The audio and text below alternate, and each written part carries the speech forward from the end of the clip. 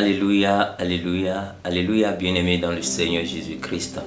Nous sommes là aujourd'hui pour vous présenter un thème. Le thème « Lève-toi et sois éclairé ».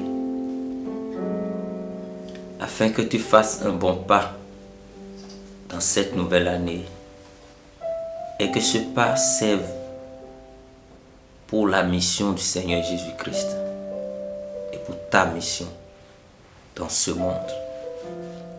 Ce thème est tiré du livre d'Ésaïe en son chapitre 60, le premier, le deuxième et le troisième verset. Bien-aimé dans le Seigneur, est-ce que tu connais quel instrument tu es pour Dieu? L'Éternel veut que tu te lèves et que tu éclaires le monde, que tu sois utile à son œuvre pour ce monde-là qui est en train d'être obscurci par Satan et par ses suppôts. Bien-aimés dans le Seigneur, quand nous lisons le premier verset, cela dit ceci: lève-toi, sois éclairé, car ta lumière arrive, et la gloire de l'Éternel se lève sur toi. Alléluia. Sais-tu que la gloire de l'Éternel est sur toi? Sais-tu que l'Éternel Dieu veut t'utiliser pour que tu puisses servir en tant qu'instrument dans ce monde pour lutter contre Satan? Lutter contre Satan, bien évidemment, c'est quoi? C'est lutter contre le péché. Car le Fils de l'homme est venu ôter le péché du monde. 1 Jean 3, verset 5. Le Seigneur est venu ôter le péché du monde. C'est sa mission. Alors quand on nous demande d'éclairer le monde, c'est pour ôter le péché du monde. La Bible dit dans Romains 8, le verset 19, le verset 20. La création est soumise à la vanité. Elle attend la révélation des fils de Dieu. Toi et moi, le monde entier nous attend. Si nous sommes convertis et que nous sommes devenus déjà les instruments de Dieu. Dans Matthieu 5, il est dit: vous êtes la lumière du monde. Toi et moi, nous sommes la lumière du monde. La lumière qui doit éclairer le monde. La lumière que Dieu veut utiliser pour éclairer le monde. Et il a dit que celui qui le connaît ne pêche point. Et que ceux qui l'ont connu ne connaissent pas le péché. Il faut que toi et moi, qui voulons éclairer le monde, nous puissions d'abord être illuminés par la lumière du Seigneur Jésus-Christ. Et c'est ce que je veux te demander, bien-aimé. Regarde autour de toi, dans ta famille, dans ton lieu de service, dans l'église, sur nos paroisses. Il y a tellement à faire, mais il y en a peu d'ouvriers. Comme l'a dit le Seigneur, la moisson est grande, mais il n'y en a point d'ouvriers. Il y en a très peu. Et le peu que l'Éternel a choisi pour le faire, nous résistons à la voix de l'Éternel. Aujourd'hui, il est difficile pour l'Éternel de choisir dans la jeune génération, parmi les jeunes, des instruments efficaces pour sa gloire. Parce que tous, nous portons la soutane. Nous gardons la Bible. Nous avons des cantiques. Nous avons les paroles de la Bible. Nous avons les Écritures. Nous avons les onctions. Nous avons la puissance. Mais nous ne servons pas à Dieu. Parce que qu'est-ce que cela vaut? Toute cette puissance, toute cette grâce, lorsque nous végétons chaque fois encore dans l'impudicité, dans l'idolâtrie, dans le vol, dans le viol, dans le mensonge. Bien-aimés dans le Seigneur, à quoi servent ces choses? Alléluia. Dans Luc 10, quand les 70 étaient venus voir le Seigneur pour lui dire: nous chassons les démons, nous ressuscitons les morts, nous faisons ci, nous faisons ça. L'Éternel leur a dit: ne vous réjouissez pas parce que les démons vous sont soumis, mais réjouissez-vous plutôt parce que vos noms sont inscrits dans le livre de vie. Et la Bible nous dit, les fruits de l'esprit, dans Galates 5, les fruits de l'esprit, c'est mieux pour nous. Parce que ce sont ces fruits de l'esprit qui nous amènent à sanctifier le monde, à éclairer le monde. Le peu d'ouvriers que l'Éternel veut utiliser est encore à donner au plaisir charnel. Regardez autour de nous, dans nos églises, sur nos paroisses. Aujourd'hui, nous résistons à la voix de l'Éternel. L'Éternel veut t'utiliser. Tu ne veux pas que l'Éternel puisse chasser tout ce qui est obscur en toi pour te rendre à l'état pur afin d'être un instrument efficace pour sa gloire. Aujourd'hui, quand on dit que quelqu'un est choisi, en même temps, il ne pense qu'au poste. Ça veut dire que je deviendrai chargé, je deviendrai certainement berger, je deviendrai certainement au lit, chef visionnaire, je suis maître de cœur, je suis telle chose.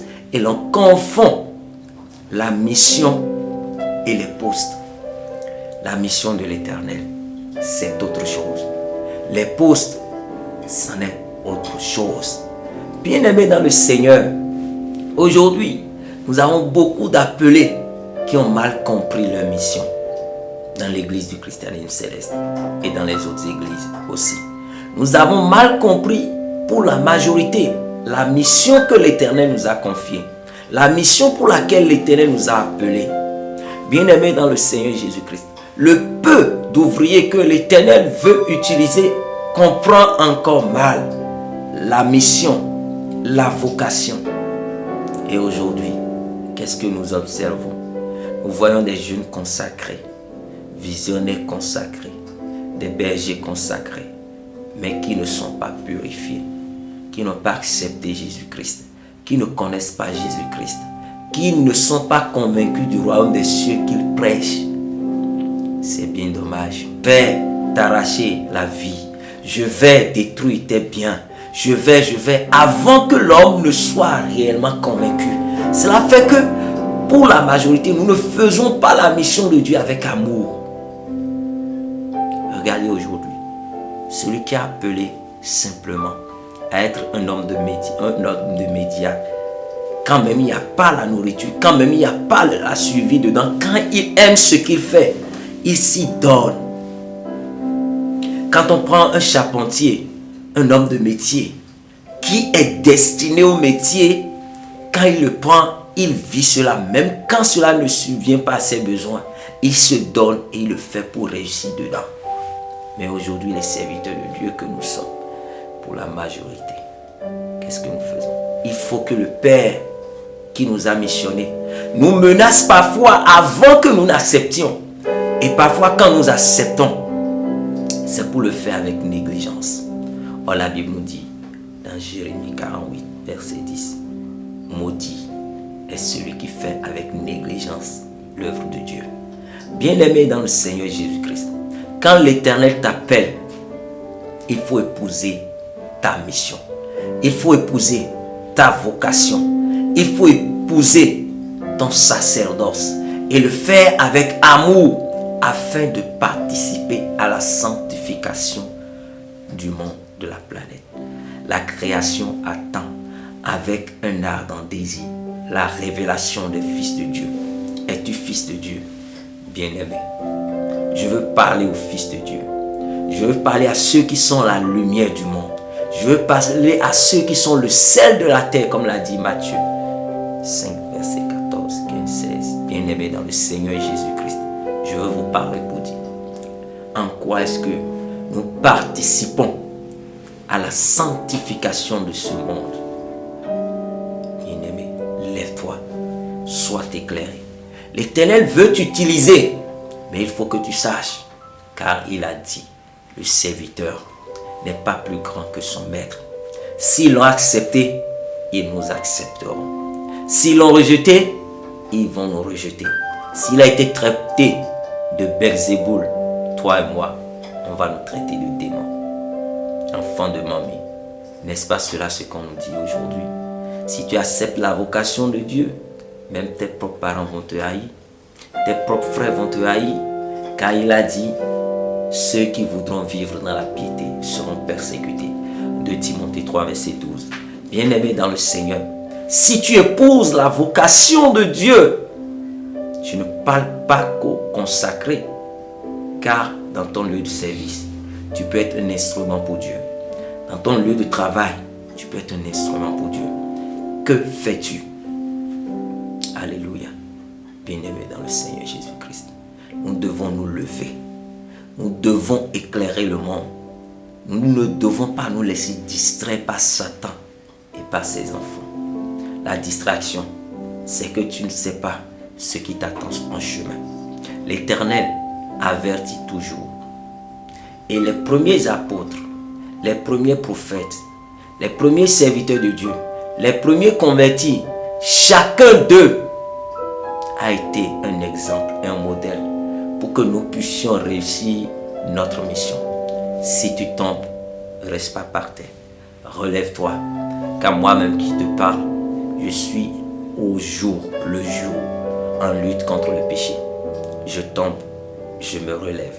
Toi aussi, quand tu tombes, ne reste pas par terre. Lève-toi et sois éclairé.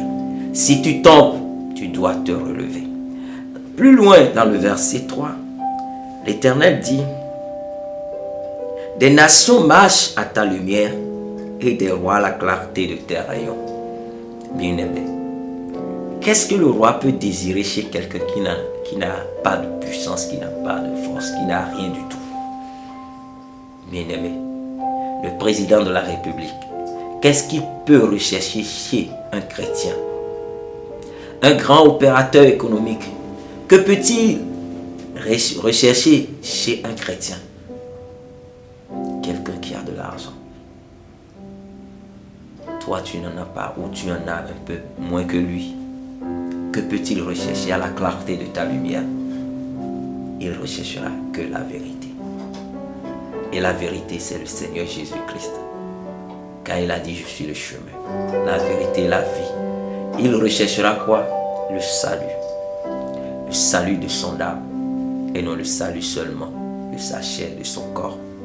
Car aujourd'hui, nous sommes devenus des médecins soignants et non des instruments qui doivent amener les gens au salut. Nous sommes devenus des médecins soignants. Venez, on va prier pour vous. Vous aurez l'argent, vous aurez la prospérité, vous aurez le bonheur, vous aurez la femme, vous aurez des enfants, vous aurez un bon mari. C'est ce pourquoi le monde court. Et Dieu nous a donné cette grâce pour les appeler afin de connaître la vérité. Et c'est cette vérité qui libère. Alléluia. Alléluia. Alléluia. La vérité de Dieu qui libère, ce n'est pas la puissance qui délivre du corps. Car il est dit dans 1 Corinthiens 15, à partir du 19e verset. Si c'est pour les choses du monde que nous croyons au Seigneur Jésus-Christ, nous sommes les plus malheureux de la terre. Qu'est-ce que je veux te dire, bien-aimé? As-tu vraiment reçu le Seigneur Jésus-Christ? Le Seigneur est venu te sauver ton âme pour que tu aies la vie éternelle. Es-tu convaincu de cela? Ou penses-tu que le Seigneur est venu juste pour te guérir de tes maladies, te guérir de ta souffrance? Je veux te dire quelque chose. Peut-être qu'il n'est même pas venu pour ça. Tu l'as comme bonus, comme le dit certains. Tu l'as comme ajout. Tu l'as comme grâce. Mais ce qu'il te demande, c'est de l'accepter, de naître de nouveau pour hériter le royaume des cieux. Nous courons aujourd'hui pour sauver le corps qui mourra forcément un jour. Nous courons aujourd'hui pour satisfaire le corps, alors que ce corps mourra un jour. Mais penses-tu un instant à ton âme? Combien de temps vivras-tu sur cette terre? Va voir les âgés, les aînés de 90 ans, de 80 ans, de 70 ans. Ils te diront que le monde n'est que vanité. Il n'y a que les enfants, les jeunes qui croient que le monde est long et que le monde restera toujours. Mais quand on va voir les aînés de partir, ils voudront tout donner pour redevenir jeunes.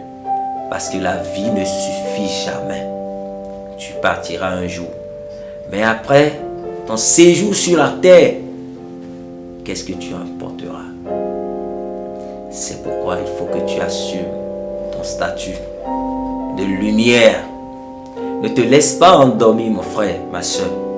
Si tu te laisses distraire, si tu te laisses endormir, l'heure viendra où tu diras, oh, si je savais. Et c'est une porte. Quand on franchit cette porte de la mort, on ne revient plus derrière. Le mauvais riche, il avait tellement envie de revenir pour réparer tout ce qu'il a fait pour hériter le royaume.